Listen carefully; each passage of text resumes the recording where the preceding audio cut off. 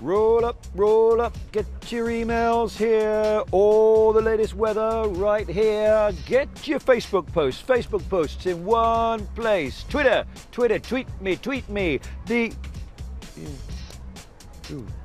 Need a charger, looking for a charger. Anybody got a charger?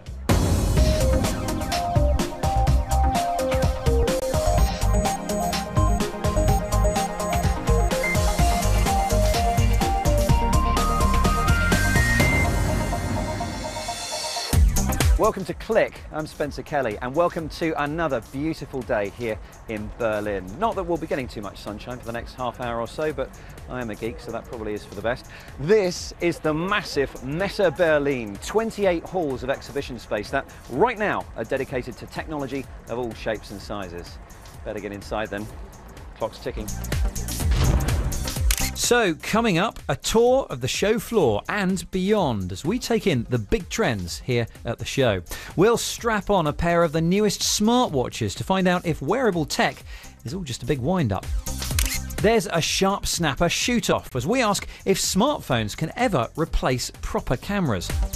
And away from Germany, we'll take a first look at Apple's brand new iPhones.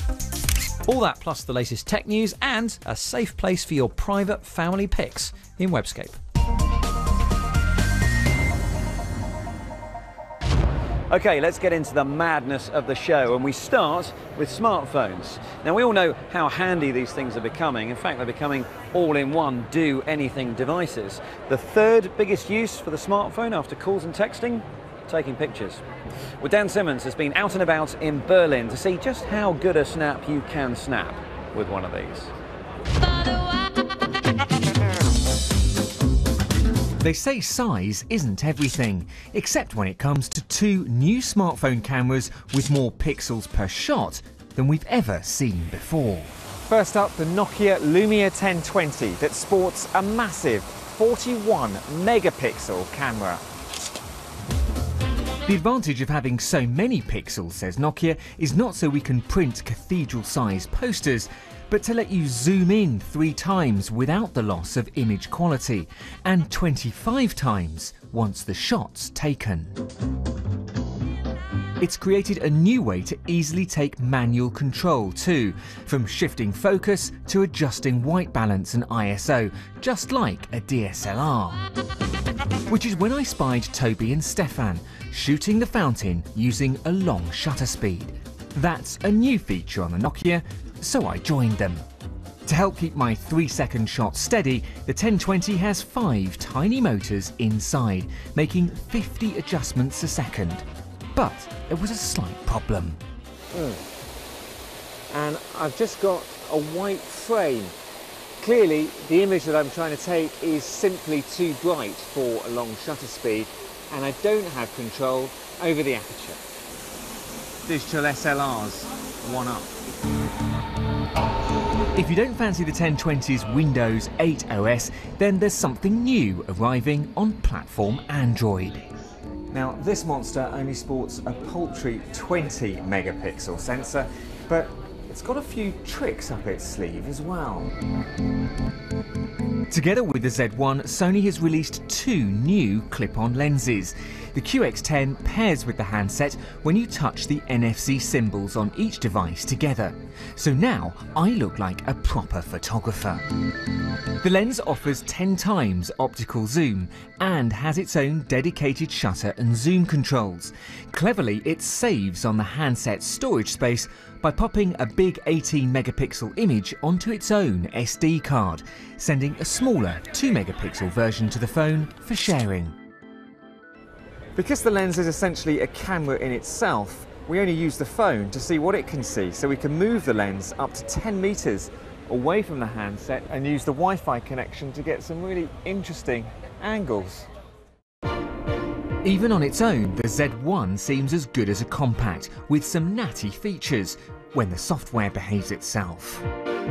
In time burst mode, from the moment you start the camera, the sensor begins saving images.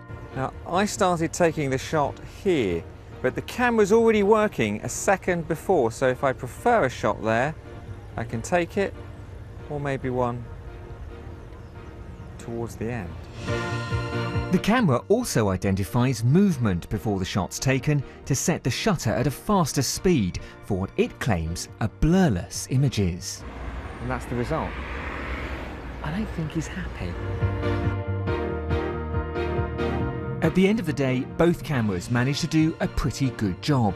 The Z1 on the left lets in more light with its wide f2 aperture, while the Nokia on the right merges information from 7 pixels to create 1, resulting in a smaller but brighter, more colourful low-light image. It's not all about the number of pixels, say Sony and Nokia, but they're certainly helping to redefine what a smartphone camera can now do.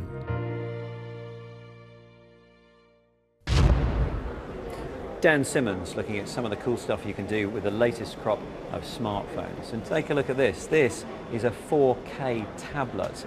Now it's a 20-inch screen and it's been designed for use by professionals like architects and photographers, people who really need high precision and large screens, about the size of an A3 sheet of paper. I have to say, it's not as heavy as I thought it would be, and the quality of the video, although you might not be able to see it, is actually really quite impressive when you look at it close up. Anyway, we'll move on from Dan's phones that are trying to be everything to a clutch of watches that are trying to be everything. These are some of the smartwatches we looked at earlier this year. Some are fully featured communication and media devices in miniature. Some connect through Bluetooth to your phone, allowing you to use much of its functionality at the flick of a wrist and the touch of a screen. And while these watches were from smaller companies hoping to make a name for themselves with an early land grab, or wrist grab, here at IFA, 2 much bigger names were showing off their take on the tech.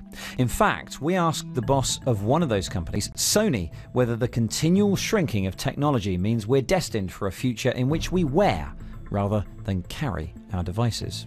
I think that whether it's a smartwatch or other so-called wearables, I think that's going to be a very important market going forward. So let's start with Sony's Smartwatch 2 then, shown here with an attractive pink strap. Other straps are available.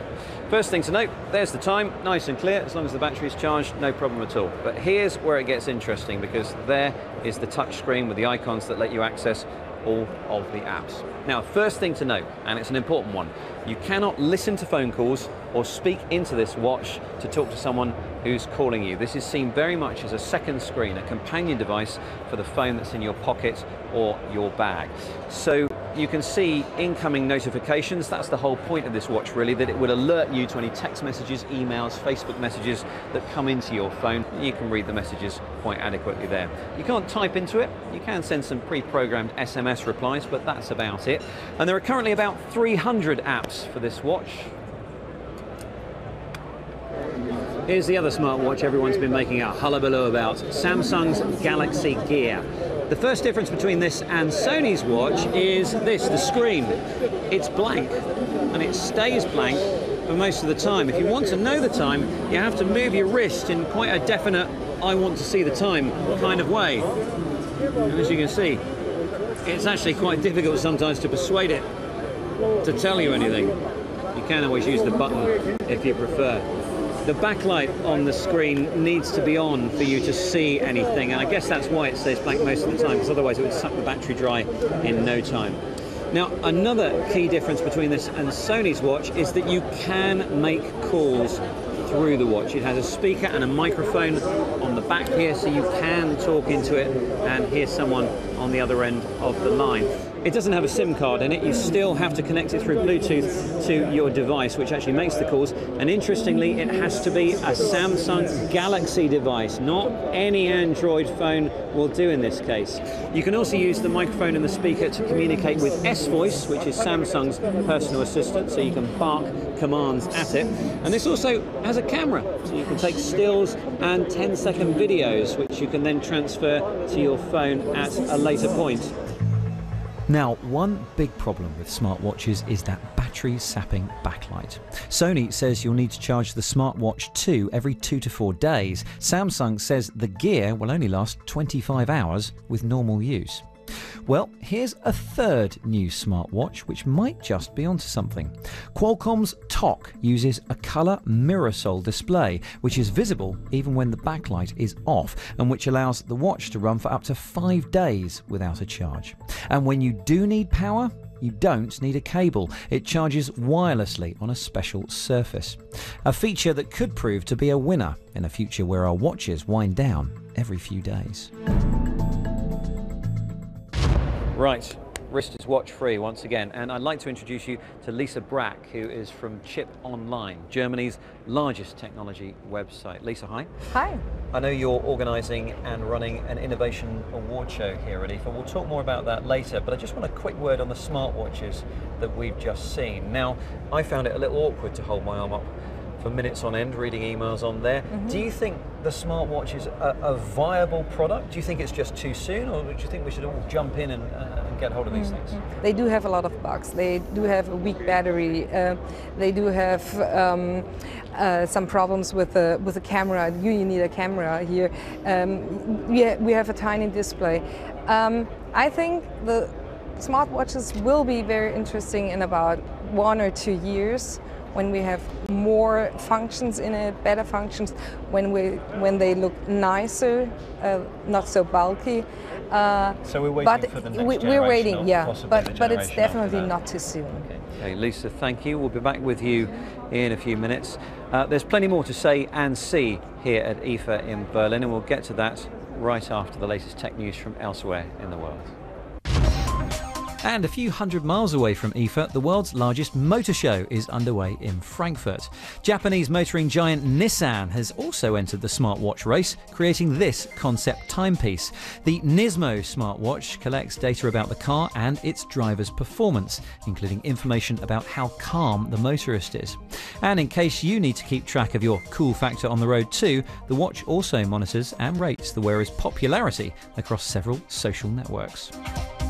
And ahead of the launch of its all-singing, all-dancing games console, the PlayStation 4, Sony has announced a cut-price micro console called PS Vita TV.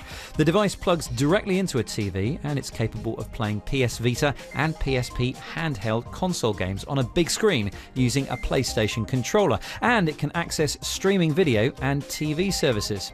It launches in Japan early in November, priced at the equivalent of £60. However, Sony's remaining tight-lipped about its plans for the rest of the world. Microsoft's song streaming outfit Xbox Music has opened its doors to, well, everyone.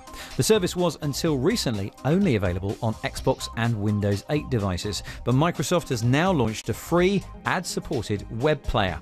And if you're willing to stump up $10 a month, Microsoft will now throw in iOS and Android apps too. The move brings it in line with established players like Spotify and Pandora, but with only a few 100,000 subscribers versus Spotify's 6 million plus, it still has a bit of catching up to do. And entertainment behemoth Disney has developed a device that allows sound to be transmitted through the human body. The technology relies on a microphone unit which converts audio into an electrical signal. When passed through a finger to another person's ear, a natural speaker is formed and a quiet message can be communicated. Disney's designers have dubbed it Ishin Den Shin, after a Japanese phrase meaning what the mind thinks, the heart transmits. No more muttering under your breath then. And just before we get back to events here at IFA, there has been one big announcement this week which wasn't made here in Berlin, which is no surprise considering who made it. Apple has just unveiled the latest iteration of the device which kick-started the smartphone movement. Richard Taylor was at the event in Cupertino, California to take a closer look at the brand new iPhone. After weeks of feverish hype and speculation, Apple has finally done what a lot of people expected them to do, taken the wraps off 2 new smartphones. They will replace the current generation iPhone, the iPhone 5. There is the 5S, the premium model, which sports for the very first time in a phone a 64-bit processor, twice as fast as the one in the current generation. It will allow a new generation of very, very fast, graphics-rich gaming, as well as some bells and whistles on the camera. Things like slow motion for video, burst mode, allowing you to take lots of pictures very quickly on still mode.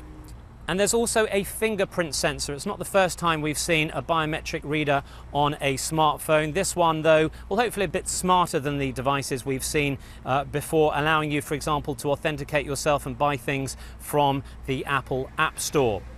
The less premium version of the phone, the 5C, was speculated to be aimed squarely at the developing world at a much lower price point. That appears not to be the case. It's only about $100 cheaper. It looks pretty similar to the current iPhone 5, except for the fact that it's made of plastic, a very lacquered, glossy plastic. It comes in 5 colors, all of that befitting of the new operating system which these phones are going to run, which is very colorful and animated. The big question for investors and consumers, will they do enough to return some of the magic that Apple appears to have lost in the last year or so, and its share price has suffered accordingly? We will find out when they go on sale at the end of next week and beyond.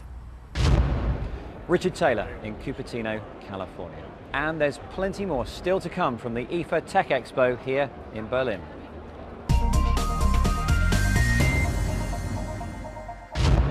Now, the IFA Technology Show here in Berlin is a great opportunity for us to see whether the trends we've been talking about over the last few months are starting to catch on. Now, for example, we've been talking a lot about 360-degree photography this year. The idea of taking one shot and capturing absolutely everything about your surroundings. Well, smile. This is what we believe is the world's first consumer 360-degree camera. Now, it actually has 2 cameras back to back and 2 super fisheye lenses. And when you take a photo, this device stitches those images together and sends the result to your iPhone or iPod. I have to say the picture's pretty impressive, isn't it, really? It goes all the way up to the ceiling and all the way down to, well, let's face it, the only thing the device can't capture is itself. Now, you do need special software to view these kind of images on. Now, that will be an iOS app. The Android app is coming later this year. You can also get software for your PC, or you can send your friends a link to a special website too. It's fun, isn't it?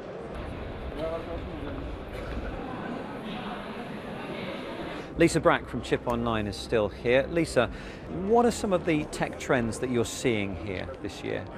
We have tablets with 8-inch displays. We have cheap tablets. We have this camera units you showed before. We have robots which help you in the home. Like I've seen a vacuum cleaner which follows you when you're vacuum cleaning, so you don't have to pull in. And I've seen a very tiny projector which doesn't need any power at all. It's connected with your mobile phone, and it's pretty nice thing from Alcatel. A new way to address the problem of having a really tiny screen. Right. Small device. Yeah. Okay, Lisa, thank you very much for your time. We love You're your thoughts on welcome. what you've seen here at IFA. There's a bit more coming up after Webscape. Here's Kate Russell. 350 million photos are posted on Facebook every single day, but with growing concerns over privacy and copyright abuses, is this the best way to share your family snaps? 23 Snaps thinks not, which is why they've created a private platform for parents to share photos and video of their children with close friends and family, with free apps for iPhone, Android and Windows Phone.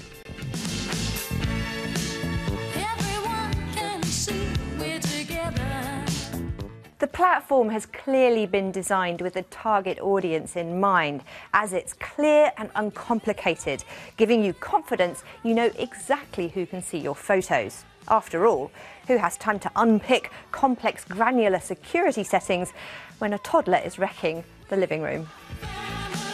The simple timeline is a great way for the grandparents to check in on how fast the little people are growing without getting bogged down in technology.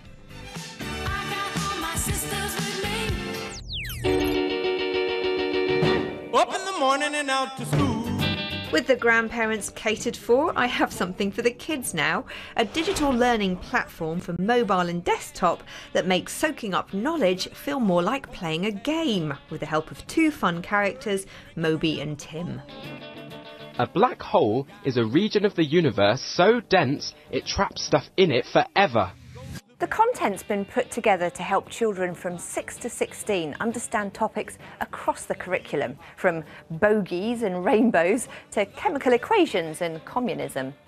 The resources are matched to the English and Scottish school curricula, but are suitable for educators across the world. As well as being fun and engaging, using animations, games, interactive quizzes and loads of other fun stuff to reinforce the learning experience, educators will be impressed with the integration with other learning apps, including a Google Docs plugin that records progress and scores. There's a selection of content you can try out free of charge before unlocking the rest of the site with a premium subscription.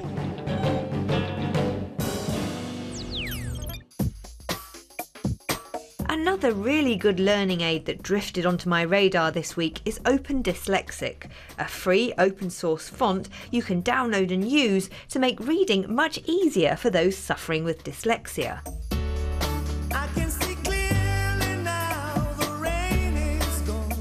Dyslexia takes many forms, but is generally characterised by a difficulty in learning to read fluently with accurate comprehension, despite normal intelligence.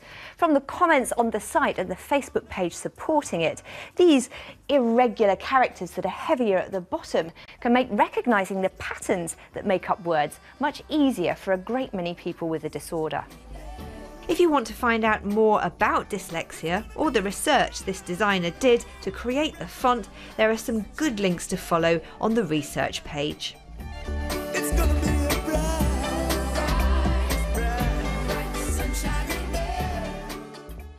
Kate Russell and Webscape.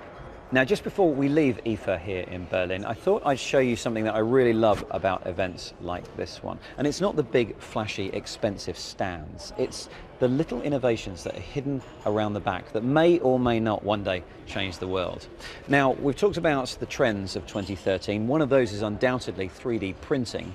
Well, this is the 3Doodler. It is a 3D pen.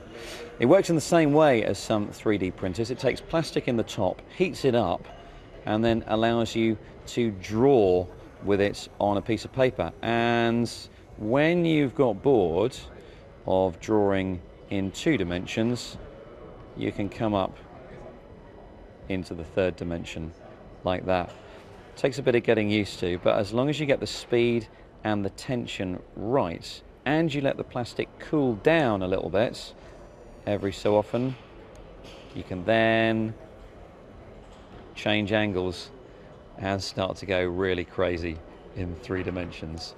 Now, I'm just starting out on this, so I thought I would show you the kind of models you can make if you've had a little bit more practice, and these are they.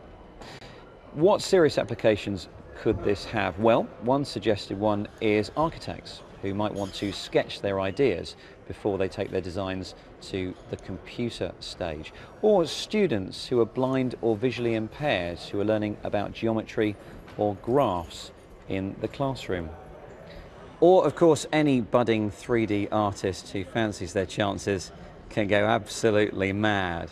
It is possible to make more complicated 3D structures, and for that you can trace stencils, maybe of the Eiffel Tower like this one, peel them off the paper and then stick them together to make your masterpiece. There, I call this conscience. And that really is it from Click at IFA, I'm afraid. If you'd like to watch any part of the programme again, go to bbc.co.uk/click. And if you'd like to get in touch about anything you've seen, you can contact us through email, click@bbc.co.uk, or Twitter, Google+, and Facebook too. Thanks for watching, and we'll see you next time.